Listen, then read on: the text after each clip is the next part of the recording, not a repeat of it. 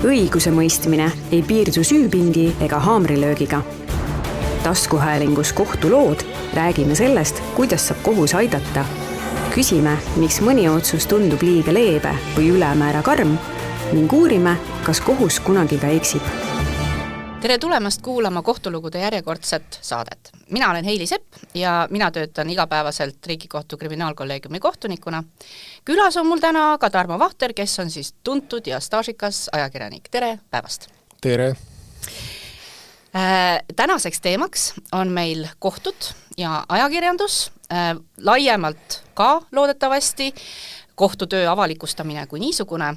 Ja et me ei kalduks liistudest väga palju kõrvale, siis ma ütlen juba ette, et me räägime ikkagi ennekõike kriminaalasjade kajastamisest, sest me mõlemad oleme 90-ndatest saadik just selles valdkonnas ennekõike tegutsenud. Alustuseks reedan ma ka selle, kust mul üldse sellise saate idee tuli. Nimelt ei ole see üldse seotud, kuigi mõni võiks nii arvata, kohtumenetluse avalikustamise eelnõuga, millega praegusel ajal tegeletakse, vaid see mõte või selline idee mingit sellist käsitlust arendada tekkis mul juba ligi 2 aastat tagasi, kui ma juhtusin lähemalt tutvuma siis 1920-ndate, 30-ndate ütleme siis nii-öelda poliitiliste või suurprotsesside toimikutega ja samal ajal ka nende ajakirjanduslike käsitlustega ja see tekitas minus palju mõtteid, sest esiteks loomulikult need toonased ajakirjanikud käsitlused erinevates väljaannetes olid hästi põhjalikud, need olid praktiliselt võrreldavad kohtuistungi protokollidega, isegi tegelikult 30-ndatel tundusid isegi paremad, sest protokollist ei leidnud suurt midagi, küll aga siis nendest lehelugudest. Aga oli ka üks hästi konkreetne asi, mis mu mõtted seal käivitas ja nimelt see oli see, et mulle järjest jäi silma nendes erinevates ajakirjanduslikes käsitlustes ja nüüd ma räägin suurtest kommunistide protsessidest, vabadussõdalaste protsessidest ennekõike. Selline asi, et kohtusaali oli planeeritud ajakirjanike laud, et need olid sellised suured protsessid, ma nüüd loodan, et ma ei, Tarmol ei hakka igav, kui ma natukene siin teen väga kasulik. Ajaloolise tagasipõike, et ütleme, ma toon sellise näite, see on nüüd 24. aasta Päevalehest 149 suurprotsessis, siis nende kommunistide protsessist, kus on siis kirjas niimoodi, et kohus asub näitelaval, paremal pool saali ääles on kaebealused, keskel publik, otsas süüaluste omaksed, pahemal pool süüalused, kes vabaduses, pahemal pool näitelava läheduses ajakirjanikude laud. Kuna see istung ei toimunud rahvarohkuse tõttu kohtusaalis, vaid nii-öelda sõdurite kodus, siis kohus oli näitelaval. Ja siis siin näiteks, see on vist, see on nüüd sama istungi kajastus ajalehes Kaja, siis siin ongi niimoodi detailselt öeldud, et pealtkuulajaid ei ole palju, lubasid, siis vaatajate lubasid on välja antud kokku 140, esmajoones kaebealust omastele, ajakirjanikude laud kipub kitsaks jääma, lehtede poolt on esitajaid kohale tulnud, komandeeritud 20 ümber. Ja seda ajakirjanikude lauda, seda on siis teiste kommunistide protsesside puhul samamoodi siis vabadussõdalaste istungitel ja siis siit jääb silma ka see, et näiteks siis see 36. aasta vabadussõdalaste protsessil, mida toimus ka üksjagu istungipäevi ja kui jõuti siis vaidlusteni, tundub mulle siis 12. kohtupäeva algul, siin on rõhutatud, et kui prokurör hakkab kõne pidama, et siis vist esmakordselt kogu protsessi ajal paistsid korraga kohal olevad kõik kaitsjad ja ajakirjanikude laud olid täielikult täidetud. Ja eks neid teisi selliseid näiteid leiab toonastest ajalehtedest palju. Ja see minu jaoks, see pani mind mõtlema ka natuke selles valguses, et sina, Tarmo, oled kirjutanud vist ühte kohtute aastaraamatusse ühe loo. Oli jah kunagi. Ja mõned aastad tagasi, äkki 5. Võibolla. Ja üks neid momente, mida sa seal mainisid, oli siis see, et mis natuke ilmestab seda, kuidas me kohtleme ajakirjandust, on see, et ajakirjanikud istuvad saalis kusagil seal, pressivad võib-olla ennast siis süüdistatava ja tema sugulaste vahele enam-vähem. Et ütle mulle nüüd, kui me jõuame ka sinuni, et sina oled ka, ma tean, vaadanud kaugemale minevikku ja juba ainuüksi staaž ise on sul päris pikk 90-ndatest. Kuidas sina, mis sinu jaoks tõuseb esile, mis on muutunud kriminaalasjade, eriti kohtuasjade kajastamises ja võib-olla sissejuhatuseks, et mis sa oled mõelnud, miks see on muutunud, mis on sealt hea, mis on halb, mis sina sellest mõtled? Kui me Ekspressis, mina töötan siin aastast 92 uuest ja kui me hakkame mõtlema, siis tollal alguses tegelikult Ekspressis kohtuasju ei kajastatud. Ja kui küsida, miks see oli, siis sellepärast, et see tollane areng ja elu oli nii metsik, et praktiliselt kogu ressurss läks siis selle kajastamiseks, mis hetkel toimus. Ja mul on meeles, et toimetus oli tollal Tatari tänava keldris, seal pool keldris, aknad olid õnneks olemas. Ja seal töötati ka hilja õhtul ja ühel õhtul helistati, keegi helistas toimetusse ja ütles, et see sama sõdurite kodu, mida sa mainisid. See oli tollal alles. Oli alles? See oli alles ja siin oli tehtud spordiklubi, mille nimi, kui ma eksi, oli Flexer. Ja seal käisid sellised tollal populaarsed inimesed, kes esindasid selliseid, ma ei tea, elukutsed, neid nimetati ärimeesteks või turvameesteks ja kõik, kes sinna alla tolles siis mahtusid.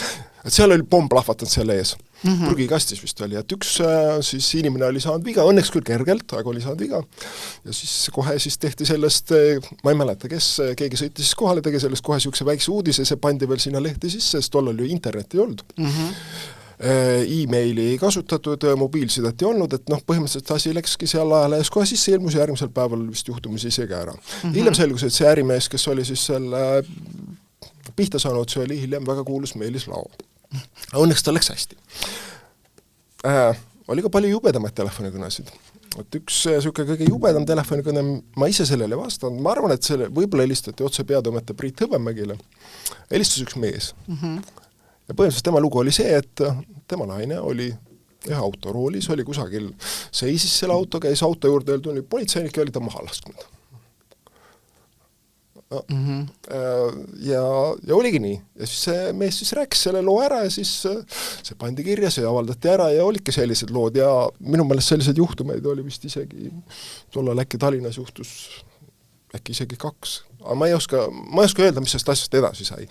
Sest ma isegi ei tea, mis need asjaolud olid, et politsei ilmselt seletas, et see oli umbes, kas see oli mingi õnnetus või ma ei tea, mis oli, et see ei olnud nagu ühesõnaga, ma ei oska seda vastata, aga see oligi selline aeg ja oligi sellised hullumeelsed asjad.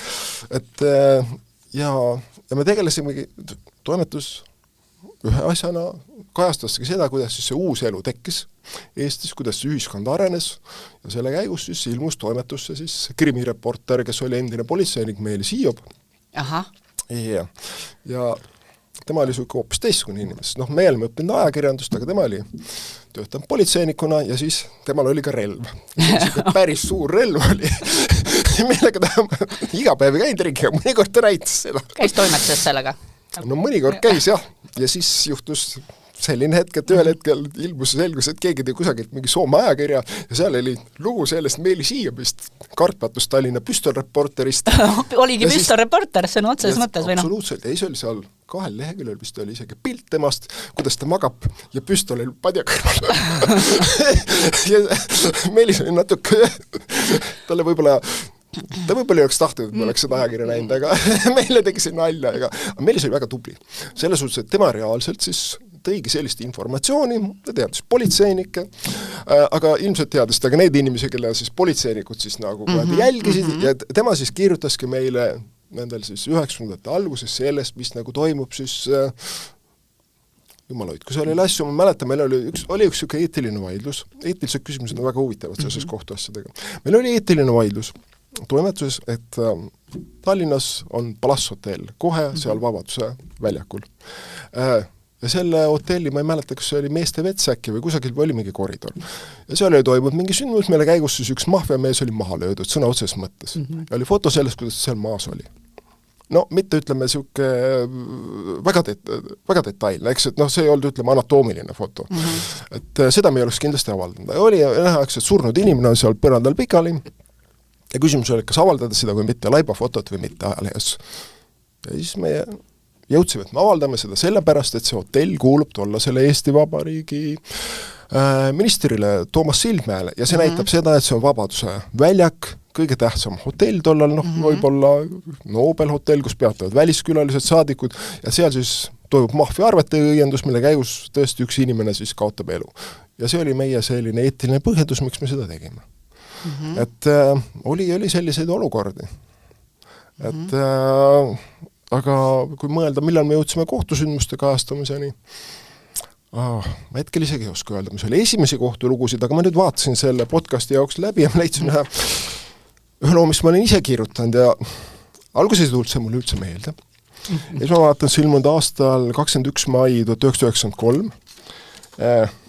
See on persooni lugu ja see räägib tollasest Riigikohtu esimehest Rait Marustest. Ja ma arvan, et see lugu juhtus niimoodi, et mingil põhjusel otsustati, et Rait Marustest tuleb kirjutada siis porteri lugu. Anti see noorele reporterile ehk mulle. Ma olin siis, vanam olin, ma olin siis 22 aastat vana. Okei, ma ei teadnud juurast midagi. Sest ma õppisin tol hetkel ka ajakirjandus, ma ei teadnud sellest midagi. Loomulikult ma ei tundnud Rait Marustest ja ma siis läksin sinna, teadsin, et tal oli mingi vastuvõtutund, läksin sinna, siis ütleme nii-öelda elavasse järjekorda. Sa ei teatanud ette, vaid sa läksidki... Ma ei mäleta. Okei, aus vastus on, ma ei mäleta, ma arvan, et ma lihtsalt läksin sinna kohale. Ja siis hakkasin vaatama ja siis ma sain aru, et sinna oli kogunud väga palju väga veidraid, sellised inimesi, kellel olid oma mured ja kes tahtsid siis Riigikohtu esimehele neist rääkida ja ma olen pannud siin kirja, kuidas üks mees, kes tahtis Riigikohtu esimehe vastuvõtule rääkis, nad lõid mulle Tartu õlletehasest pudeliga pähe ja ajud voolisid välja, aga ma selgitan välja, kes seda tegi. Ja siis tollal oli selline kord, et ma saan aru, et Riigikohtu esimees pidi kodanikke vastu võtma. No ja kõigis asutustes oli see nii, ja ilmselt seal siis pidigi tema neid võtma vastu. Ja siis pidi tema vastu võtta ja ta ei tahtnud neid vastu võtta. Sest ma olen teda tsiteerinud, siin käib lausa hulle vaimse puudega inimesi. Üks vene proua tahab mind õismeele viia, et ma näeksin, et ta mees ei korista korterit. Aga samal ajal ma lugesin selle läbi ja siin on sul väga värvikalt kirjeldatud, ma arvan, et sulle on siin kasuks tulnud see, et sa ei teadnud juurast midagi, mis tõttu see on nagu seda elavam, et sa siin räägid siin 4 aastat juurat õppinud sopajoodikutest aga ma jään just mõtlema seda, et see liidis on näiteks juba see, et kulutab aega hullumõelsete kodanike vastuvõtule, et siin on väga palju sellist, mida vist täna enam nii kirjutada ei saaks päris, eriti siin on ka nimed, siin on mõne kodaniku nimi on toodud ära tema hädadega koos, et kuidagi vabam tunne oli ilmselt siis ajakirjanikul. Absoluutselt. Selle loo kindlasti oli, et oi jummal, ma võin tuua veel ühe näite, ühel päeval anti noorele ajakirjanikul ülesanne, et see oli kusagil kõrgemates, ilmselt jälle peatoimete kaudu võib-olla siis kokku lepitud, et kaitsepolitsei tahab midagi rääkida. Selge. Läksin siis kaitsepolitseisse, juhatati Jüri Pihli, kes oli tollane peadirektor kabinetti, tänapäeval ajakirjanike, ma arvan, sinna enam ei lasta peadirektori kabinetti, parimal juhul kusagil keldris on mingi vastuvõturuum, aga kabinetti ei lasta. See oli Jüri Pihli, siis oli veel mingid inimesed, ma ei mäleta, kes seal oli, issand jumal, äkki seal oli see Dressen hilisem riigireetur isegi. Väga võimalik, et oli, mulle tundub, et võis olla. Ja siis Jüri Pihl soovis siis tutvustada Eesti rahvale, kuidas toimub võitlus organiseeritud kuritegevuse ehk maffia ehk siis grupeeringutega. Ja siis toodi välja üks siuke fotoalbum, kus olid siis värvilised fotod, mis olid siis ära võetud mingi grupeeringu siis liikmetelt. Ja siis kujutasid selle grupeeringu liikmeid siis puhkehetkedel, kuidas nad, ma ei mäleta, kala püüdsid, grillisid, seal kusagil suplesid ja nii edasi. Ja siis sündiski sellest siuke lugu, et mingi grupeeringu, ma nime ei nimeta, ma ei mäleta seda, grupeeringu X suvepäevad, et kaitsepolitsei nagu tutvustab ära võetud fotosid. Ja ilusti pandi sinna kirja, kes on pildil, ja siis seletati vist ka juurde pidada, millega ta tegeleb, kuritegevusega.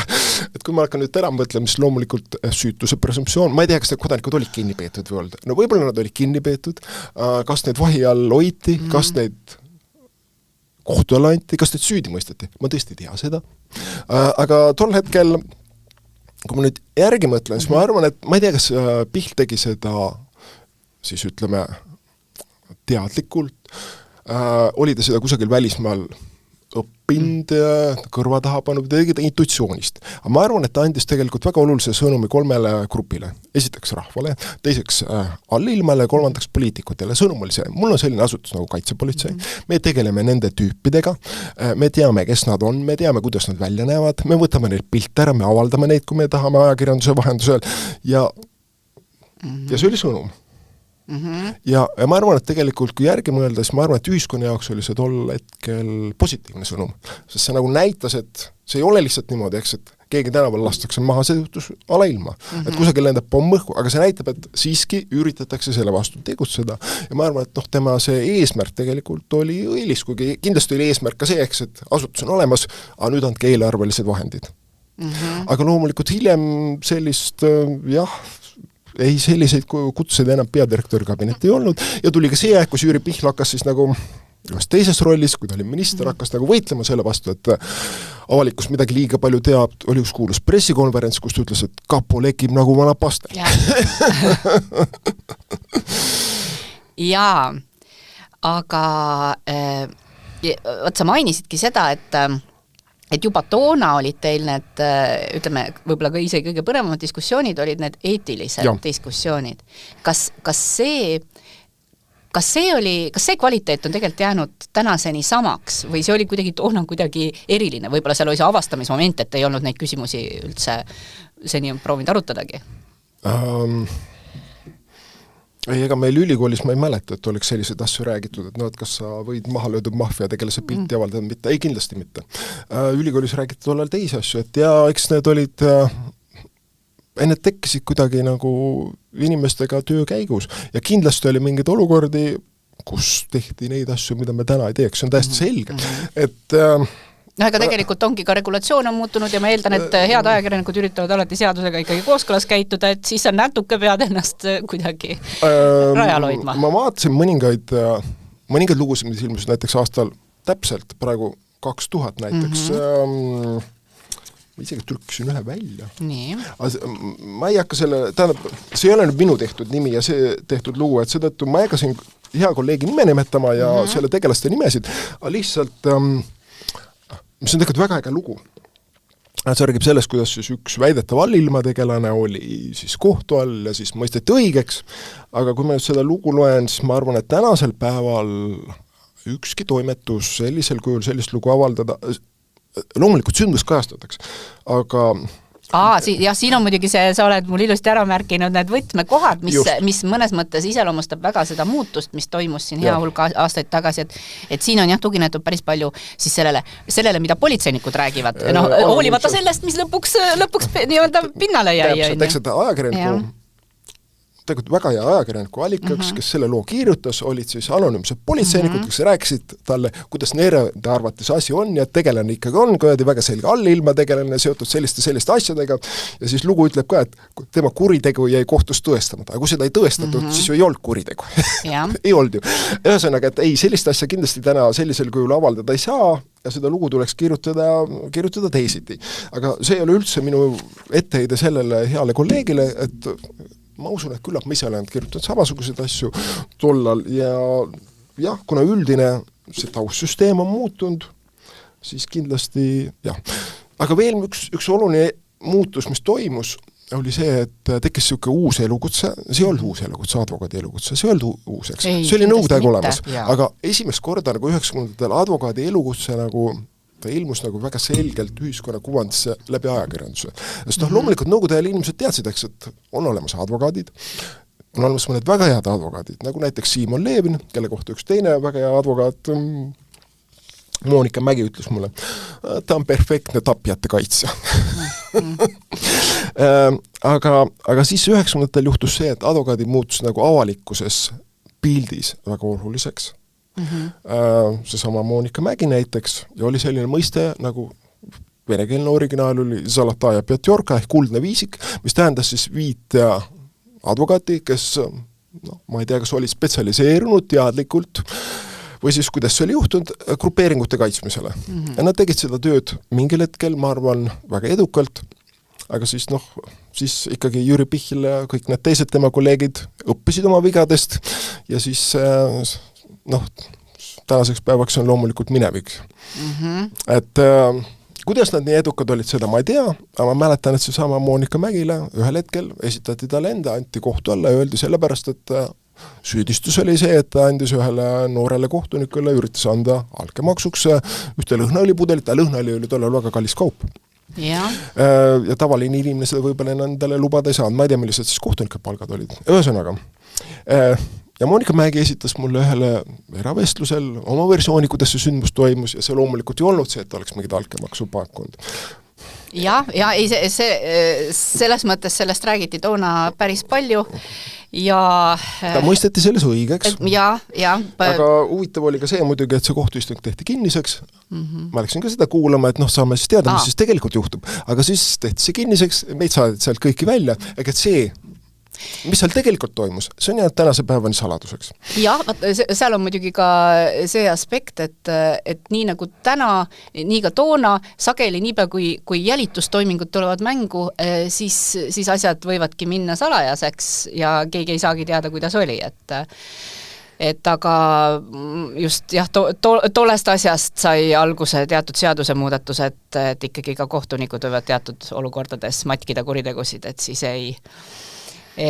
siis on võimalik seda ka tõendina kasutada. Aga see oli kindlasti huvitav lugu, aga me sellest pikemalt jällegi süütuse presumptsiooni tõttu ei peaks rääkima. Ei peaks rääkima, aga ajaloolisest mõttes oli see väga huvitav lugu. Aga tuleme selle juurde tagasi, et sa meenutasidki, et kõigepealt tuli see nii-öelda püstorreporterite ja see nii-öelda etapp ja siis mindi kohtusse, aga miks sinna kohtusse kohe ei jõutud, sest ma lihtsalt paralleelina mõtlen, et kui ma mõtlen Eesti 20-ndatele, siis see oli samamoodi alustav riik, samamoodi ajakirjanikel oli kindlasti palju muud teha, kui kriminaalasju vaadata, aga ometigi nemad tegelesid kõigega. Ja olid need kohtulood juba algusest peale. Kuidas see 90-ndatel teistmoodi juhtus? Ma ei oska sellele ausalt üldse vastata. Ma tõesti ei tea. Aga kuidagi see nii oli, jah. Nii, ja siis tuli Tiiu. Absoluutselt, Tiiu põld oli juba ammu enne seda olemas, tegelikult. No jah, ilmselt olemas oli. Ma rääkisin ainult Ekspressist, et loomulikult kohtuajakirjandus, kui selline oli mingil kujul olemas ka nõukogude ajal. Ja loomulikult. Aga sina ise alustasid nii-öelda kellena, et kas sina hakkasid kohtus käima kohe või enne tegid sina ma olin reporter, ma kirjutasin väga paljudel teistel teemadel, ma arvan, kirjutan praktiliselt kõigest, välja arvatud, ütleme, sport. Spordist ma ei ole kirjutanud ja maailmata ärist ma olen ka kirjutanud väga vähe, aga ma olen kirjutanud praktiliselt kõigil teistel teemadel. Et 90-ndatel ma kirjutasin päris palju Lennart Merist, kes oli fantastiline figuur ja ütleme ma ei tea, selle kohtu ja krimi teema juurde ma jõudsin kunagi hiljem erinevate asjaolude kokkulangemisel. Aga võid öelda ka, milliste asjaolude? Või see on teisejärguline? No see on iseenesest teisejärguline, seepärast meil oli ka teisi inimesi, väga hea, kes kirjutas väga hästi kohtuasjast, oli Janar Filippov, kes oli õppinud juurat. Ja selles suhtes, et tema teadis neid asju, mida mina ja ütleme, teised kolleegid ei teadnud, tal oli see teadmine absoluutselt olemas. Esiteks teadmiseks, teiseks ta kirjutas väga hästi, aga lihtsalt ühel hetkel Janar otsustas jätkata lihtsalt õpitud erialal juristina ja on sellel alal väga edukas. Ja ma olin ka enne seda natuke kirjutanud ja siis ühel hetkel siis juhtuski nii, et siis ma hakkasin sellega edasi tegelema. Aga sa jäid selle juurde ja sellepärast ma tahaksin küsida, et mis sind selle juurde jättis, et kas sa teadvustasid enda jaoks mingit väga kindlat missiooni, miks tegeleda selle valdkonnaga? See päris nii ei olnud, kui nüüd väga ausalt ütlen, siis mul oli üks hetk, kui mul viskas isiklikult poliitika kajastamine väga üle ja selle põhjuseks oli see, et see poliitika tegelikult selle poliitika tegemine läks väga vastikuks. Ütleme, poliitikute poolt. Ja selle kõrval kriminaalvaldkond tundub nagu kena, see on natukene kõlab absurdselt. See võib kõlada absurdselt, aga ma ütlesin seda ka tolla selle peatoimetajale Erik Moorale. Ja see oligi päriselt nii. Selles suhtes, et see võib kõlada absurdselt, aga ütleme, mingis mõttes, jah. Poliitika on võikam kui isegi kõige võikamad kuriteod. No see ühel hetkel minu meelest, see läks minu meelest ühel hetkel väga selgelt läks selliseks. Mis tähendab seda, et ütleme, kui meil on näiteks kohtuasi, siis seal on nagu, ütleme, inimeste motiivid ja nende tegevused, need on arusaadavad, nende positsioonid on arusaadavamad ja on selgeks, et nad ajavadki oma asja. Ja nad ajavad seda asja, ma saan aru, eks, et erinevate meetoditega, aga ma saan neist aru nende positsioonidest. Ja seal on nagu selles suhtes, jah, ma ei tahaks, mingis mõttes see on nagu võib-olla isegi õiglasem maailm. No selge on see, et kriminaalmenetluses rollid on ikkagi üsna selgelt välja joonistatud, et inimesed täidavad neid mõnikord erinevalt, on ju. Kui me räägime ka nii-öelda menetluspoolte rollidest, aga lõppkokkuvõttes, kui süüdistatav on jõudnud kohtu alla, siis ka tema roll on ükstapuha, mis ta taust on üsna ühene. Päästa ennast ja... Absoluutselt, ja see on arusaadav. Jah, aga poliitikas on see sihtidee, lõputõpus, kui see tähendab selleks, et erakond saaks nii palju kohti ja muud väga ei huvita ja selle käigus siis aetakse mingit seda iba avalikkusele. Nii, aga ärme nüüd sellele libedale teele lähe, et me räägime poliitikast. Ei räägi. Tuleme kriminaali juurde tagasi. Ja ütle mulle, kas sa oled mõelnud, et midagi sellest, mida me niimoodi hüpeldes puudutasime ajaloost, et see on läinud nagu laps pesuveega kaotsi, et me... Et midagi on halvemaks läinud. Et midagi on halvemaks läinud ja ütleme, kuna maailm on muutunud, siis kõike nii-öelda tagasi ei saa, aga mõned asjad võib-olla siiski oleks võinud püsida või võiksime tagasi võtta. Mul on küll üks asi, mille ma olen mõelnud, aga kui me kolleegidega planeerime kohtuasjade kajastamist, siis üks asi on, millest ma ei saa siiani aru, on see, et kohtuistung algab, nii, eelistung, ja siis hakatakse panema need istungid paika. Nii. Ja ma saan aru, et kui teistes riikides, teistes tsiviliseeritud, arenenud riikides on kohtuistung, siis kohus otsustab, nii, me hakkame seda asja arutama näiteks, ma ei tea, 3. mail, nii, meil on siis 7 istungit, nii, laupäeval, pühapäeval ei aruta, nii, ja siis põhimõtteliselt need istungid pannakse järjest, nii, ja ongi, kohus istubki siis põhimõtteliselt 7 tööpäeva järjest, asja arutatakse ära, siis tuleb otsus. Aga mis meil on? Meil on see, et selleks päevaks ei saa istungit panna, selleks ei saa panna, ja siis pannakse väga tihti, need istungid pannakse mitte ainult nädalateste vahedega, vaid isegi kuude pikkuste vahedega. Et jaguneb 2 aasta pära näiteks niimoodi, et nii nagu aega on. Ja ma ei saa sellest absoluutselt aru. Sellepärast, et ma olen vaadanud seda Eesti ajal, nagu sa ise ütlesid. Istungid 12 päeva järjest. 12 päeva järjest, asi on arutatud. Ma vaatasin ka nõukogude ajal. See on üks ma mõtlesin, kelle näite ma saan tuua. Imre Arakse näite võib tuua. Tema on meil kuulus inimene. Temal oli siis, kui ta röövis relvi ja tegi muid asju, milles nüüd ka Riigikohus ta tegelikult muudes asjades osaliselt ju tema kaaslase õigeks mõistis. Just tema sõbra tõesti. Mitte õigeks mõistis, aga ütleme rehabiliteeris. Absoluutselt, nii. Siis ma vaatan, et kohtuprotsess toimus Eesti NS Ülemkohtus, mis on Tallinna ringkonnakohtu hoone, toimus 8.–26. oktoober 1979 järjest.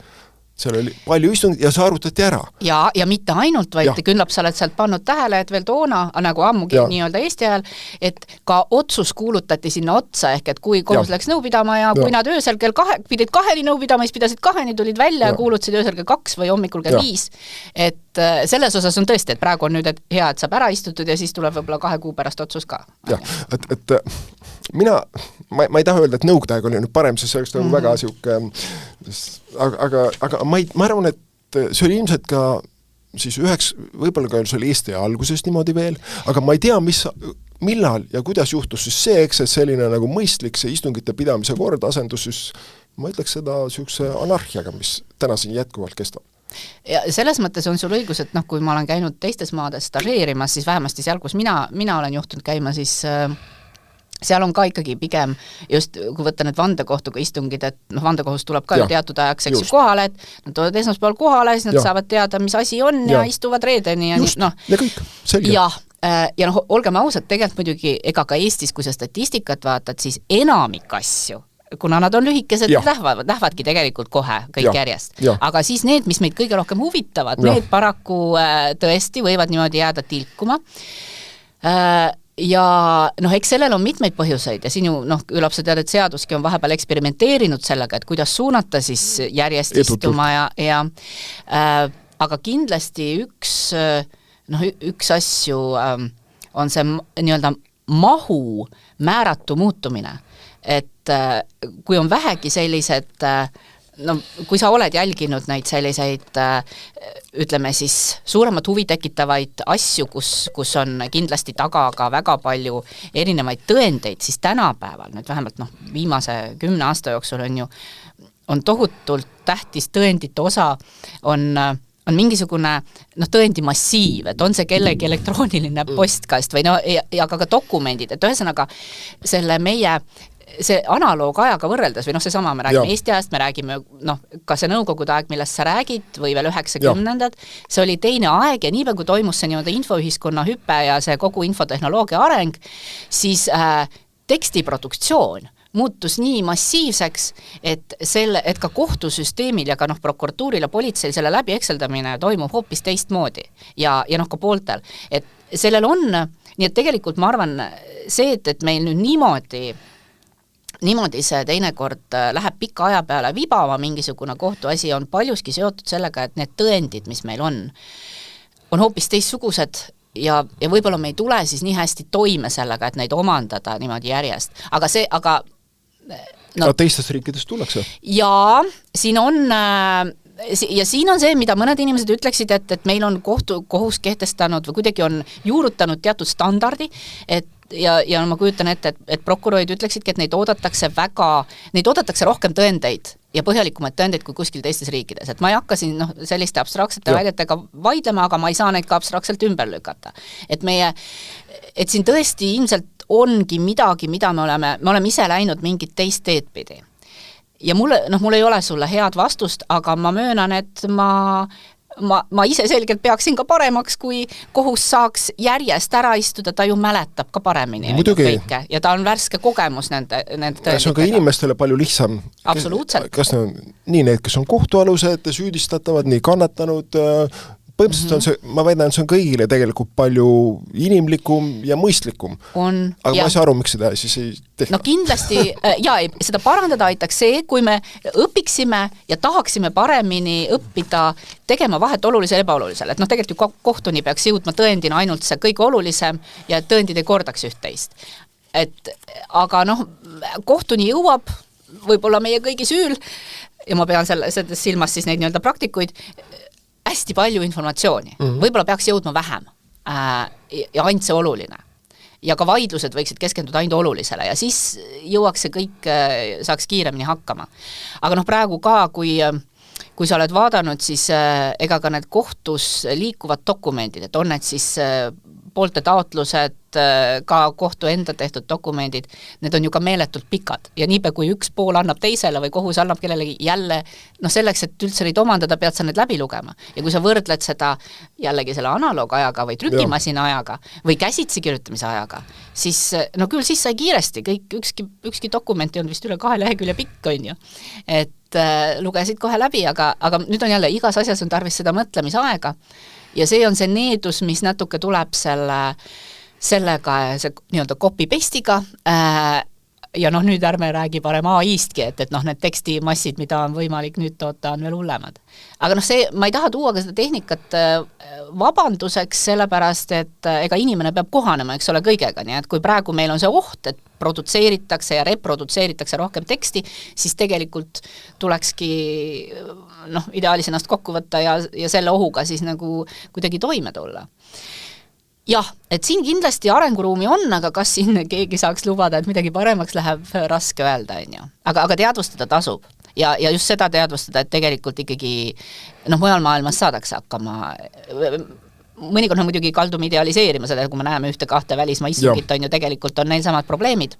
Ja eks tegelikult on kindlasti mitte Eesti ei ole kõige aeglasem oma menetlustes, see on selge.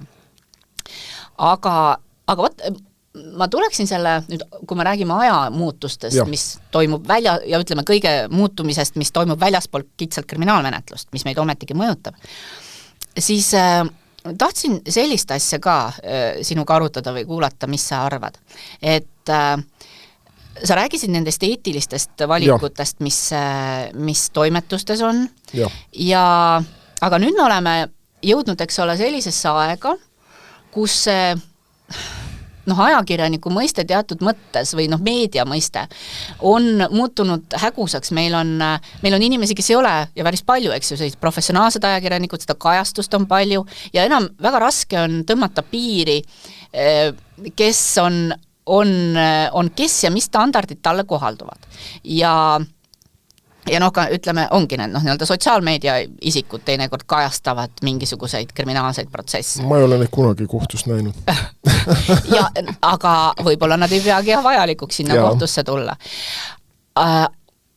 Aga ometigi, ütleme, need piirid on suhteliselt avatud ja ma olen ka mõelnud, et kas selle taga, et võib-olla mõnikord siis üritatakse piirata ajakirjanike juurdepääsu või nüüd ma juba alguses mainisin ka seda eelnõu, mis on üks neid diskussioone, kus siis räägitakse sellest, kui palju peaks saama juurde, et see tugineb mingisugusele ka usaldamatusele, eks ju mõnikord, et kas ikkagi, et siin on seda näidet toodud, et ajakirjanikud võivad ju saali tulla, aga nad ei pruugi alati kajastada, eks ole, midagi. Et mingil määral peaks neid ka usaldama.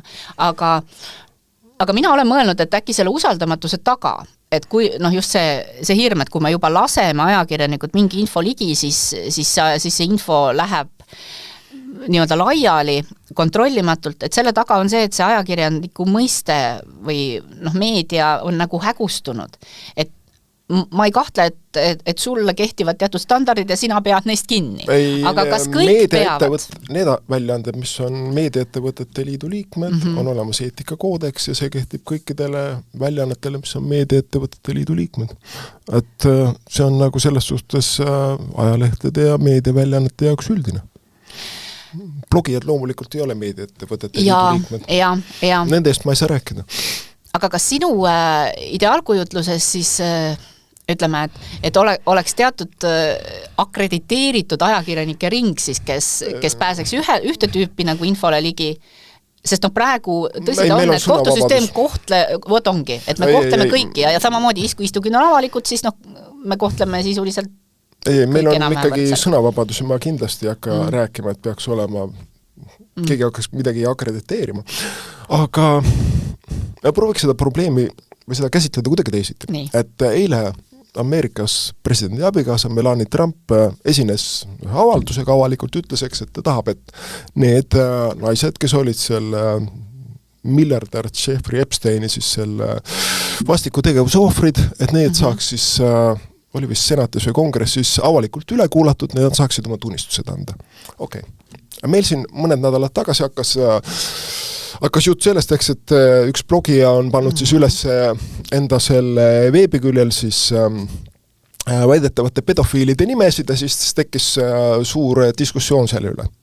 Et selles kõrval see, mida Melania Trump tegi, on hoopis teine, eks, et meil ei ole seda, eks, et keegi ütleks, et kujutage, et presidendi abikaasa Sirje Karis ütleks, et nii, ma tahaksin, et nüüd pedofiilide ohvrid saaksid minna Toompeale Riigikokku ja saaksid see Riigikogu siis kõnetoolis siis esitada oma kaebused ära ja need protokollitakse, et see oleks avalik. Et see oleks hoopis teine tasand. Aga esimene reaktsioon Eesti inimesel, ma arvan, sellele Melania Trumpi avaldus on see, et mis asi seisnud. Need inimesed, need naised, kes on siis raskete kuritegude ohvrid, et nad peavad minema siis sinna poliitikute, et avalikult rääkima, et mis selle mõte on. Aga seal on väga sügav mõte. Sellepärast, et need ohvrid tahavad ise rääkida neid lugusid. Nad tahavad, et neid ära kuulatakse, nad tahavad, et sellel ärakuulamisel oleks otsene reaktsioon avalikkusele, mis oleks tegelikult avalikkuse huvides.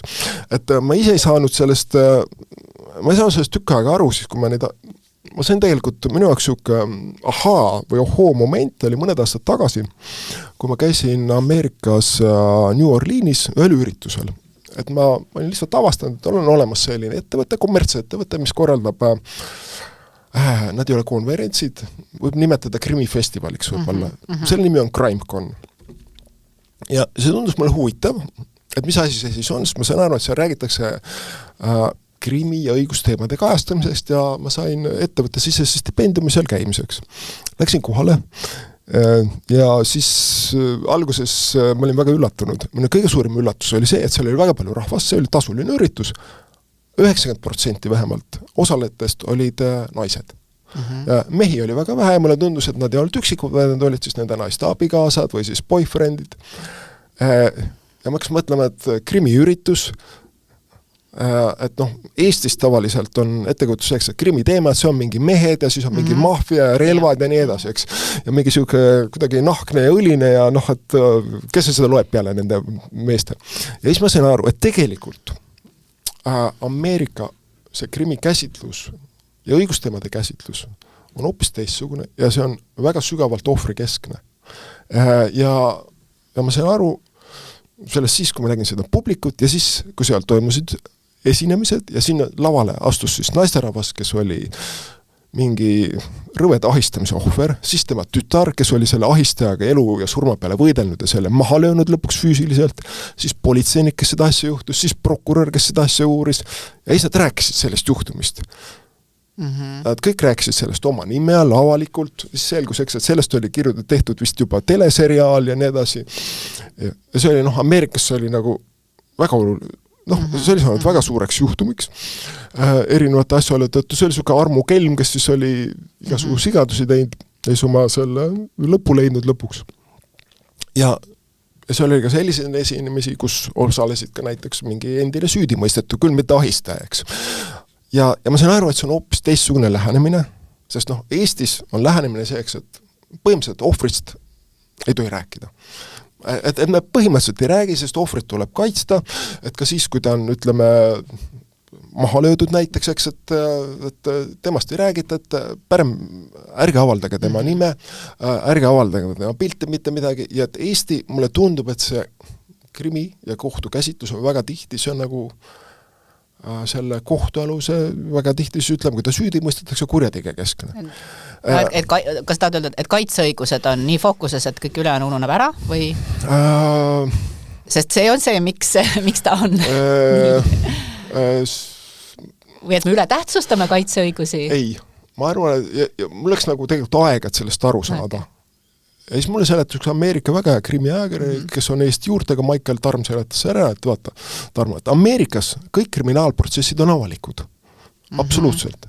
Sealhulgas, kui ütleme, seksuaalkuriteod, sealhulgas ka näiteks pedofiilia kuriteod, mis tähendab, eks, et need on avalikud ja kui seal antakse tunnistusi, see on ka avalik. Et väga harva saab teha kriminaalasja kinniseks, ainult siis, kui seal on võib-olla mingi väga suur riigisaladus, aga isegi spionaaži asjad, need on ka põhimõtteliselt avalikud. Et sa mingis osas saad võib-olla teha kinniseks, aga reeglina mitte. Ja siis ma hakkasin mõtlema, selle alguses see mõte oli mulle väga võõras ja jumala eest ma ei taha, et nüüd mõnel kuuljal tekiks nüüd siuke arusaama, et ajakirjanik on säitsa lolliks läinud, et ta nõuab nüüd täiesti avalike kohtuprotsesse nendes asjades. Ei, ma kindlasti seda ei nõua. Aga ma hakkasin mõtlema, et kui sellised asjad on avalikud, siis see tegelikult, mida tähendab? See tähendab seda, eks, et selle ilmselt avalikkuse usaldus kohtupidamise vastu võib-olla kõrgem, kui sel juhul, kui näiteks need istungid on kinnised ja mulle meenus üks asi mõned aastad tagasi, kus oli vist Viljandis, kus oli üks noor tütarlaps, ma ei mäleta, kas ta oli alajaline või enam mitte, igatahes ta oli noor tütarlaps, oli 2 meesterahvast, seal vahel toimus mingi asi, asja arutelu oli kinnine, meesterahvad mõisteti õigeks, üks sai vist mingis väiksest narkokurides süüdis mõistva otsuse, aga ütleme selles seksuaalkuriteo süüdistusest, ta mõisteti õigeks. Nii, otsus jõustus. Ja pärast seda prokurör andis intervjuu avalikult, kus ta siis rääkis ja ütles, et tema meelest see kohtuotsus oli vale. Ja et ikkagi, et ei saa need kuradeid süüdi mõista, see oli tema sõnum. Ja kui sa loed, tavaline inimene loeb seda, siis mis on tema järeldus? Tema järeldus tõenäoliselt ongi see, eks, et toimubki mingi jama, me ei tea, mis see on, ja kui juba prokurör ütleb, siis ongi nii. Mina ei tea, mis seal tegelikult toimus. Sest see oli kinnine asi, me küsisime ka advokaatidelt, nad ei räägi sest mitte midagi, okei, ma saan sest aru, nad ei peagi rääkima, kui nad ei taha. Okei, aga ma arvan, et avalikkuse jaoks ja selliseid asju on olnud mõned veel. Ja ma arvan, et avalikkuse jaoks see tegelikult hakkab kujundama niisugust teistsugust fooni ja ma arvan, et selle fooni üks tulemus osaliselt on see sama asi, mis toimub praegu selle nõusolekuseaduse üle. Et miks seda nõusolekuseadust tahetakse? Ei ole mitte ainult see, et on mingi Istanbuli konventsioon, mida on tavalise inimesel raske ära seletada, aga see, et ilmselt üsna paljudel inimestel on tekkinud arusaam, et õiguskaitseasutused täna ei aja neid asju siis nii, nagu peaks, et kas siis on seadused vildakad või toimub seal kohtus mingi asi, et advokaadid on võib-olla liiga head ja prokurörid ei ole liiga head või ma ei tea mis. Aga inimestel on umbusaldus selle süsteemi vastu ja seetõttu nad nõuavadki, et nüüd tuleb siis seda nõusoleku seadust teha sellise kujul ja nad lootus on, et siis saavad need kurjategijad karistatud. Ja kui ma mõtlen sellele, siis mulle tundub, et võib-olla kui see Ameerika olukord, näiteks kus need asjad on avalikud, siis seal on tegelikult teada inimestel see, miks kohus tegi õigeks mõistva otsuse, aga meil see ei ole teada. Et ma möönan, et mul ei ole nagu vastus sellele, kuidas seda asja Eestis lahendada. Et ma kindlasti ütleks, et hakkame nüüd pidama avalikke otsuseid. Aga ma ühe näite leidsin, mis mind nagu jällegi üllatas, eks, et minu lemmikajakiri New Yorker, kus oli väga pikk lugu sellest prantsuse daamist Pellicoost. Väga pikk lugu ja lugu iseenesest oli kohutavalt jube, kus siis tema oma abikaasa uimastas teda ja politsei selgitas välja, et siis abikaasa oli lasknud vähemalt 72 mehel siis teda seksuaalselt rünnata. Ja tema tõesti see oli see kannatanu, kes laskis selle kõik toimuda avalikult, kuigi talle anti võimalust, et kinniseks teha. Kuigi ka seal tegelikult selle foonil ju oli see, et see ei olnud tavapärane, et ka seal ühiskonnas tegelikult, see ei ole tavapärane, et need sellised olukorrad on, või sellised asjad on avalikud. Jaa, täpselt see ongi see. Aga siin ma tegelikult, kui ma hüppan siia vahele, et kas sa selle peale ei ole mõelnud, et Eesti inimesed ja Ameerika inimesed on ikkagi natukene erinevad. Kindlasti. On ju? Sest mina enda kogemusest, mina küll väga ei tea seda, et hoolimata sellest, et kannatanu on tahtnud, et istung oleks avalik, oleks keegi seda tema kaitseks kinniseks kuulutanud. Et pigem see on, võib-olla ei räägita põhjalikult neid asju läbi, aga kindlasti kui kannatanu tahaks avalikuks, siis ma ei usu, et seda kinniseks jäetaks. Kui see on see kaalukeel. Et see pigem on vahest ikkagi meie mõttemallides kinni ja see on selge, et Ameerikas on inimesed nagu rohkem ütleme, ekspansiivsed, ekstrovertsemad võib-olla molekult. Riik on suur, sa võid minna teise osariiki elama ja just, ja meil seda kahjuks võimalik ei ole seda uue elu alustamist. Aga ka selles sinu jutus seal on nagu minu meelest vaks vahet, et kui sa räägid nendest CrimeConi ütleme, kaasuse käsitlustest, seal sa rääkisid vähemasti nendest, kus inimesed on süüdi mõistetud. Ja see on täiesti probleemitu, aga teine küsimus tõesti on see, mis sa alguses tõid selle Melanie Trumpi algatuse, kus võib-olla on nüüd, ütleme, räägitakse siis asjadest, milles me ei tea nii täpselt ütleme, et nad tõenäoliselt süüstaksid kedagi, keda veel ei ole võib-olla süüstatud. Ja seal on nagu rohkem küsimusi, aga ütleme, ma ei taha väga ka tänast Ameerikat, ma ei oska Eestiga võrrelda õigusriiklikust aspektist. Eestis ma tahaksin loota, ma tahaks loota, et üks neid põhjuseid, miks me ei jäta nii-öelda avalikule kohtumõistmisele väga palju, on ikkagi see, et me tahame panustada sellele, et meie enda õiguse mõistmine lahendab need olukorrad ära, teeb õiglase lahendi ja siis me saame sellest rääkida. Et see on nagu see põhjus, miks me nii-öelda enne kellegi süüdimõistmist võib-olla ei taha kõike välja näidata.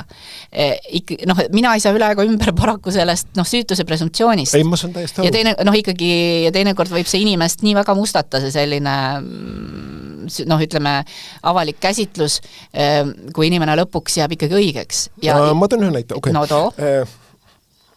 Mõned aastad tagasi meil valitsusse sai üks uus minister ametisse ja siis ilmus üks lugu, kus süüdistati teda perevägivallas. Nii. President võttis sõna isiklikult, oli väga suur teema. Nii. Ja siis minister mõtles, astus ametist tagasi. Politsei alustas uurimist, toimus, ta anti kohtu alla. Kohtumenetlus tehti kinniseks täielikult ja ta mõisteti õigeks. Ja selles suhtes süütuse presumptsioon sai tagatud. Täiesti nõus, aga avalikkus ei saa siiani aru, mis siis tegelikult juhtus. Et kuidas siis juhtus see, eks, et tegelikult ütlemaks, et inimene kaotas oma poliitilise karjääri, kas siis see uurimine oli põhjendatud või olnud, ma ei oska sellele vastata, ma ei tea, aga kui mõelda sellele, eks, et siis see on jällegi minu meelest üks selline juhtum, mis tegelikult võib osades inimestest tekitada umbusaldust, et ma ei tea, mis seal juhtus. Nii. uuriti järelikult siis ilmaasjata, aga miks uuriti? Kas see võis olla poliitiliselt motiveeritud, sellepärast, et president võttis sõna, kas seda asja üldse pidi uurima? Ma ei oska nendele küsimustele vastata. Aga tegelikult ma ütlen ausalt, mul on väga palju selliseid küsimusi, mille suhtes mul ei ole kindlat seisukohta. Et ma näen, et aga ma saan aru, et eks ole, et kui oleks avalikum, siis sul oleks võib-olla see kindlam seisukoht. Ma arvan, et siis oleks, ma arvan, et tegelikult kui see asi oleks olnud vähemalt osaliselt avalik ja avalikkus saaks selgelt aru, eks, et kohus tegi õigeks mõistva otsuse sel ja sel põhjusel, et siis ma arvan, et avalikkusel oleks pilt selgem. Kas see oleks võinud siis, ütleme, riivata seda inimest, kes õigeks mõisteti, kas see oleks võinud riivata tunnistajaid, ma ei oska sellele vastata, aga vaat siin ongi see kaalukoht, et mis siis on nagu ühiskonna jaoks ühel hetkel see suurem väärtus. Et mul ei ole sellel vastus.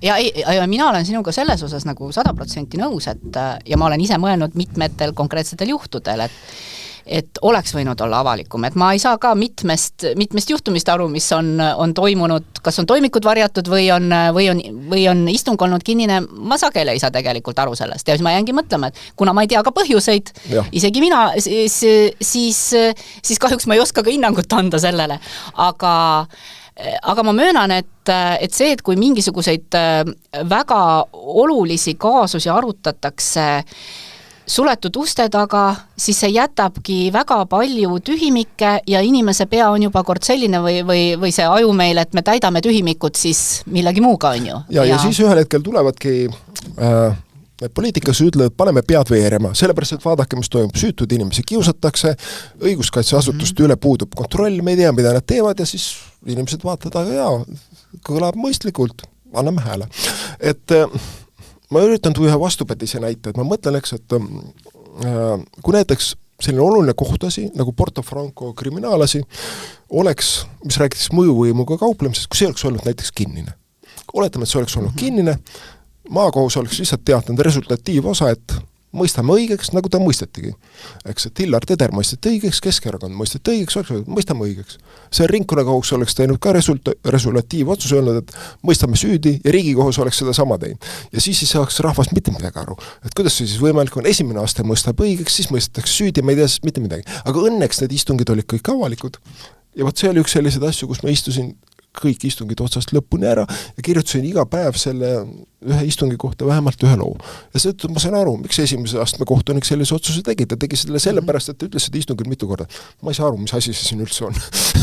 Ja loomulikult, kui kohtunik ütleb ausalt istungil, et ta ei saa aru, mis asi see on, siis loomulikult ta peab ka õigeks mõistma. Aga kuigi me oleme siin juba rääkinud päris kaua ja nii palju me vist enam edasi rääkida ei saa, aga siiski ma tuleks selle konkreetse võib-olla rolli või meetodite juurde, et aga ütle mulle, kas see, et sa kirjutasid iga päev loo sellest istungist, kas sulle tundus, et see on see, mis tänapäeval veel töötab või tegelikult, kuna mina isiklikult ei näe väga palju enam sellist head kohtuajakirjandust, mis mulle tegelikult on väga sümpaatne, et tegelikult me olemegi liikunud ajastusse, kus võib-olla see ei olegi enam see viis, kuidas seda infot kohtuistungitelt vahendada, vaid tegelikult inimesed vajavad midagi muud. Et ma olen mõelnud selle üle, et milline, kuna minu ülesanne tegelikult siin mitte ainult Ekspressis, vaid ütleme Delfis, mis hõlmab ka natuke teisi väljendada, on tegelikult nagu ütleme siis koordineerida seda tegevust nagu. Ja ma olen selle üle mõelnud, milline oleks nagu siis tegelikult ideaalne siuke õigus- või kohtulugu. Ja minu arusaam on tegelikult küll see, et ajakirjanik, kui on oluline asi, siis tuleks istuda ära kõik istungid. Algusest lõpuni. Ja siin hakkabki mängima rolli see, et kui näiteks need istungid on nagu järjest, siis on nagu palju lihtsam kui see, et neid pannakse nagu nädalate ja kuude kaupa. See juhtub seda, et tegelikult ka see avalikkuse järg kaob ära, et mis nad kirjutavad jälle sellest asjast, kas seda ikka veel arutatakse, ikka veel ei ole otsust tehtud, aga miks see oluline on? Et loomulikult, kui need asjad toimuksid järjest, oleks, kui ütleme neid teemasid avalikkuse jaoks kergem fookuses hoida. Muidugi, mis on fakt, on see, et kui istungid on väga palju, siis see tähendab seda, et väga raske on esiteks teema peab olema niivõrd oluline, et iga päev oleks igale istungile võimalik ajakirjanik saata. Et lubada näiteks seda, eks, et öelda, eks, et öelda, et kolleegid, et ma tahaksin sellest ühe loo kirjutada, aga ma pean selleks istuma ära nüüd, ütleme näiteks 10 päeva käin kohtus ja siis kirjutan ühe loo. Siis ma ütlen ausalt, et see nagu ei lähe. Selles suhtes, et see teeks nagu selle ühe loo tegemiseks kulutatava ressursikulu nii suureks, et see nagu on juba, tekib küsimus, et see ei ole hea, et see on liiga suur kulu. Mida saab teha on see, et kui see on väga oluline asi, et kui sa tõesti kirjutad iga päev ühe loo ja hoiad inimesi sellega kursis ja see on oluline, siis see tulemus on nagu selles suhtes, ütleme, toimetuse mõttes ja lugeja jaoks, ütleme, tulemuslikum. Et mul on nagu väga raske öelda, eks, et me nüüd kulutame näiteks 10 päeva ja siis saame ainult ühe loo ja siis me ei tea, milline selle loetavus on ja nii edasi. Aga on nende loetavus, sest ma mina julgeksin väita, et äkki tänapäeval on niimoodi, et inimesed maksimum, mida nad on valmis vastu võtma, on see, et selline väike bitisuurune 5-minutiline videolõigukene sellest, et oli selline istung, võib-olla 2-minutiline, et kas nad üldse on suutelised läbi lugema neid igapäevaseid käsitlusi? Sõltub käsitlusest ja sõltub teemast, et tegelikult mis on võib-olla online-meedias hea, on see, et tegelikult see on reaalajas põhimõtteliselt jälgitav, milline on inimeste huvi. Selles suhtes, et tõepoolest jah, me teame seda. Ja see nagu aitab tegelikult valida teemasid ja ütleme, me ei saa muidugi ainult lähtuda sellest, eks, et lugehuvi on ainult see, et siis me anname talle ainult siis seda ühte liiki toitu. Seda kindlasti mitte. Aga kas see tähendab seda, mis sa praegu ütlesid, et te tahate siiski lugejad harida ka selles, mida ta ei taha teada?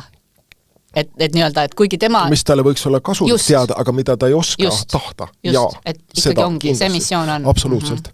See peab kindlasti olema ja see, eks, et kindlasti me oleme kirjutanud mõnedest tsiviilasjadest liiga vähe. Kindlasti me ei ole nendest nii pädevad, kindlasti ka on mingeid haldusasju.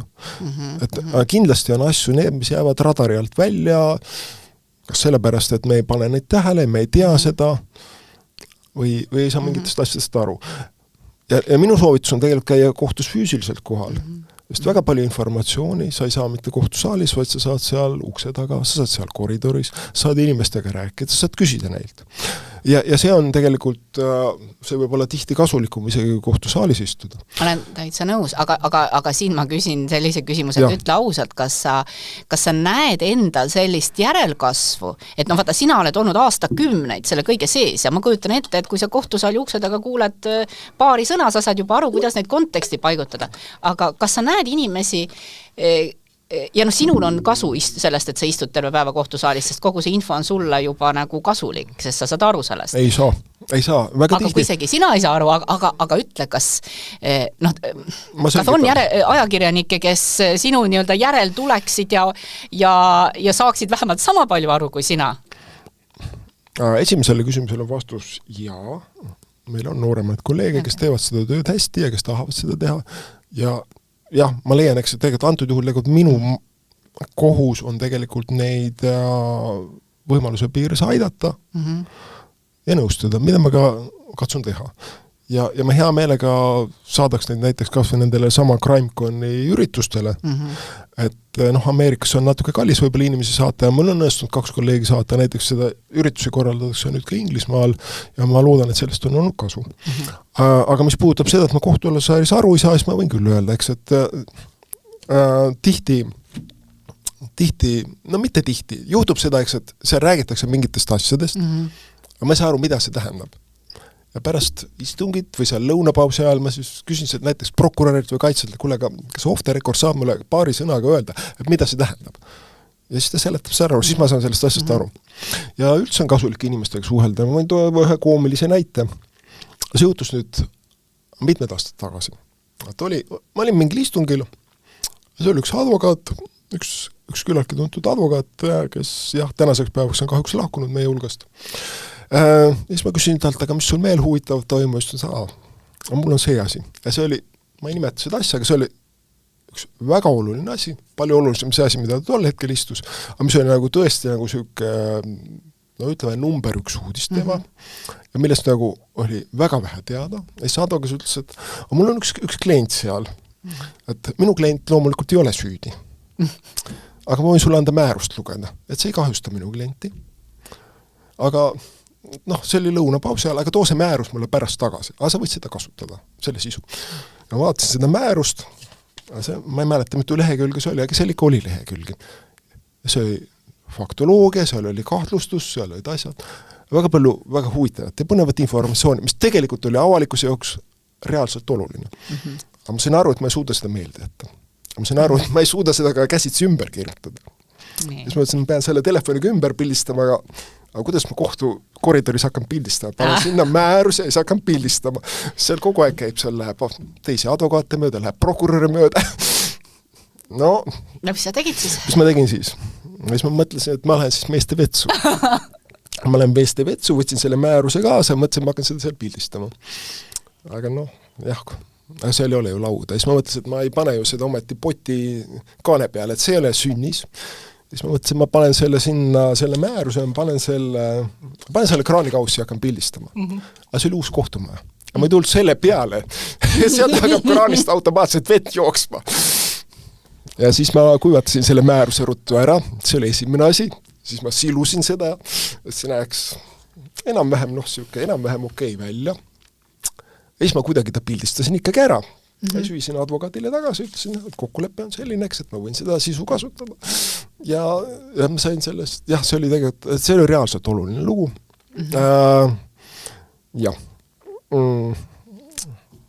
Siuke see lugu oli.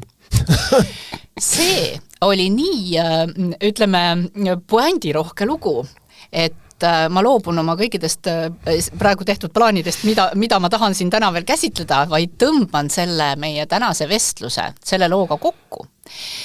Ja mulle muidu tundubki, et meil tegelikult jätkuks seda juttu veel kauemaks. Mul on rida küsimusi, aga kahjuks aeg hakkab otsa lõppema. Kas sul endal on tunne, et on mingisugune asi, millest tuleks rääkida veel? Millest tuleks rääkida? Ei mis ikka hullu. Toimub lihtsalt see, mis alati on toimunud võitlus info pärast. Et see on toimunud alati, see toimub ka tulevikus. Mõnikord võetakse vastu regulatsioone, et ajakirjandus ei teaks nii palju, siis mõnikord siis ajakirjandus peab sellega lihtsalt kohanema, leidma need teised viisid, kuidas siis edasi toimetada, see info ikkagi kätte saada mingil kujul, et see on tavaline. No nii, aga siis tõmbamegi täna otsad kokku, läheme oma argielus edasi selle võitlusega, mis on tegelikult ju niivõrd sümpaatne ja meeldiv võitlus võrreldes kõik võimalike hullemate võitlustega, mis meie maailmas täna toimuvad. Nii et suur tänu sulle ja nägemist! Ja, ilusat päeva! Õiguse mõistmine ei piirdu süüpingi ega haamrilöögiga. Taskuhäälingus kohtulood räägime sellest, kuidas saab kohus aidata. Küsime, miks mõni otsus tundub liiga leebe või ülemäära karm ning uurime, kas kohus kunagi ka eksib.